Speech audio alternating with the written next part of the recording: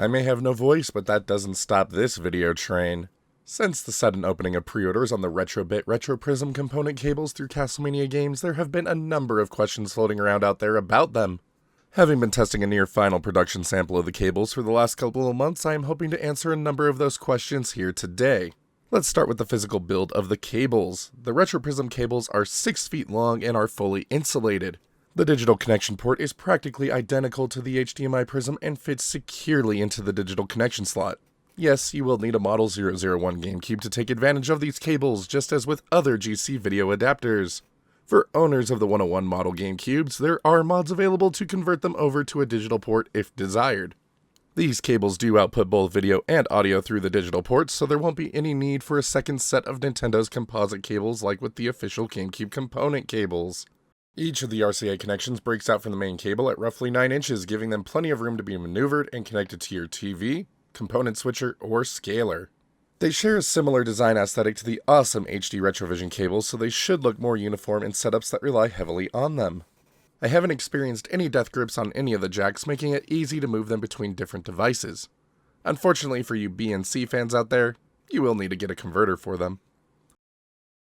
The Retro Prism component cables run on a modified version of GC Video Lite and support all of the GameCube's native output resolutions, including 480i and 480p for NTSC users, and 576i and 576p for PAL users. Unfortunately, most PAL titles don't seem to have native progressive modes available. Now, to answer one of the first questions I've seen online, yes, these cables do support 240p output for the 2 games in the GameCube's library that can utilize it. Since these cables are based on GC Video Lite, that does mean it won't have any form of line doubling included, so you will need to use an external scaler or the homebrew program SMWiz to force progressive modes if you aren't fond of your TV's deinterlacing methods for interlaced content. Forcing resolutions in SMWiz like 240p and 960i also works fine on compatible titles I have tried, but results may vary, especially on 960i. Time to answer another question. Can the Retro Prism component cables output 360p while using Game Boy interface? They sure can. Even better, you get full 1440p output support through Mike Chi's amazing RT5X Pro. And for those of you out there wondering about the output brightness, it matches what I get from both the HDMI Prism and Carby HDMI adapter. One thing to be sure of is that you always pay attention to your setup's RGB range and color space, as incorrect values can lead to undesired results. As for overall video output quality, I've been pleased by what I have seen in the 100+ titles I have tested so far. Videos on display here have been captured through the RT5X in its 480p output mode to help simulate the results you should expect to see from the cables if plugged straight into your TV. I unfortunately don't have the means of capturing straight component input. If you are interested in seeing longer versions of these clips, you can check out my Retro Prism playlist in the description.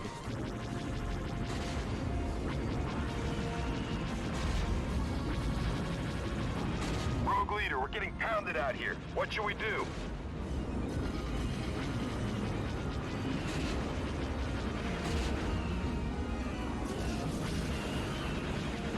Excellent, Rogue.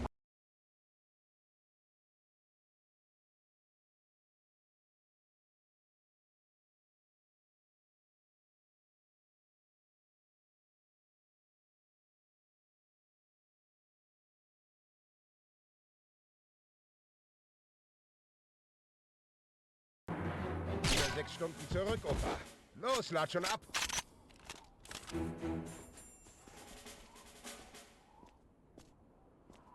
Mist, dass wir hier Waren schieben müssen. Meine Füße sind völlig eingefroren. Wir sollten uns wenigstens einen Platz geben.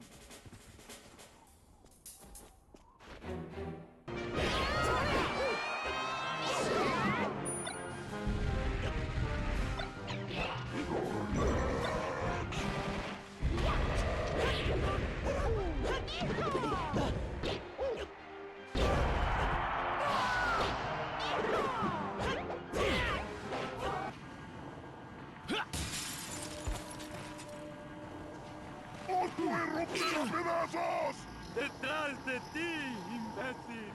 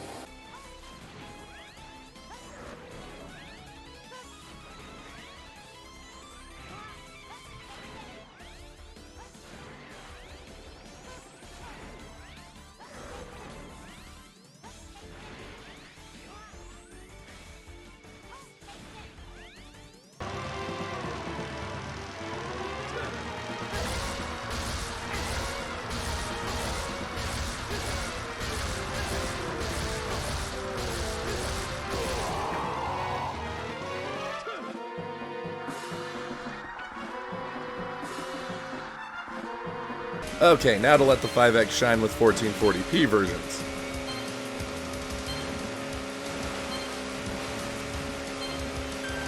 You're about 1 second ahead.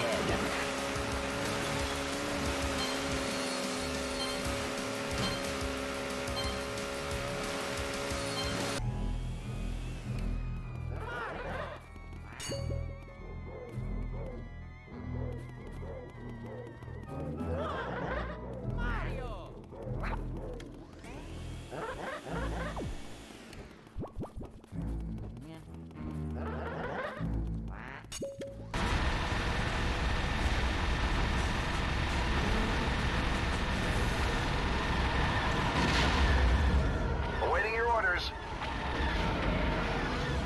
Take out those fighters! Engaging ties.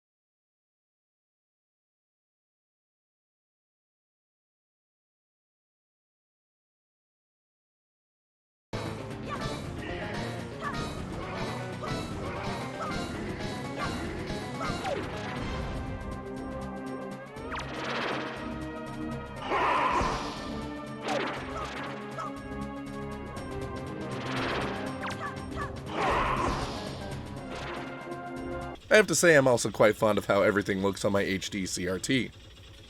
I love playing GameCube games.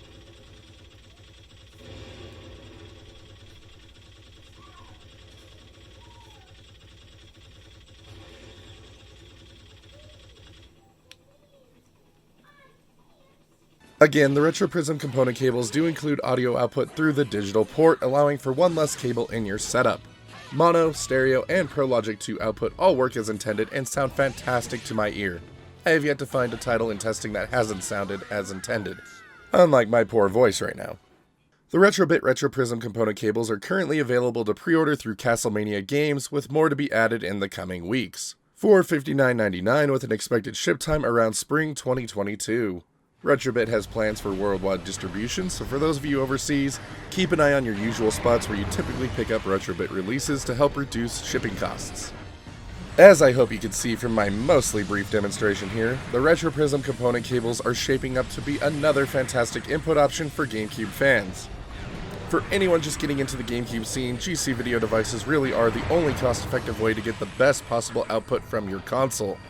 With both component and HDMI options available, no matter your preference, you are in for a good time. Add in things like SMWiz and GBI and you can take the experience even further. While this may be it for today's first reveal and demonstration, feel free to leave any other questions you might have about the Retro Prism component cables down in the comments below. With a few months minimum until release, I plan to cover these cables more along the way. In the meantime, be sure to keep an eye on Retrobit's social media for any production updates, and mine if you want an occasional update here and there and lots of sarcasm. Since I am here, you should also give Project Dolphin a follow and check out this book, as it will give you plenty of wishlist games to play with your new cables when they finally arrive.